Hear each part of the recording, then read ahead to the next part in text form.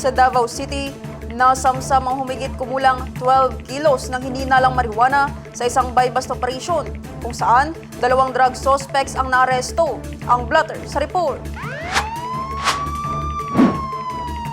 Kinilala ang 2 suspect sa alias Natina at alias Chris dahil sa paglabag sa Republic Act No. 9165 o Comprehensive Dangerous Drugs Act of 2002. Nasamsam mula sa mga suspect ang isang transparent plastic pouch na naglalaman ng hininalang pinatuyong dahon ng marijuana, gayon din ang 11 vacuum-sealed bricks ng hininalang marijuana.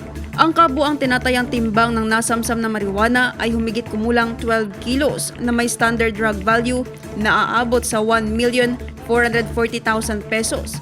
Na-recover din ang mga non-drug evidence na kinabibilangan ng isang genuine 1,000 peso bill, ilang machine copy peso bill, 3 CPU cases at isang cellphone.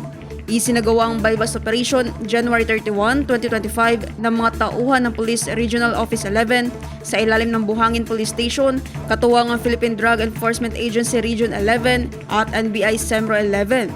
Ang lahat ng nakumpisang ebidensya ay kasalukuyang nasa kustodiya ng PIDEA 11 para sa wastong disposisyon at pagsusuri.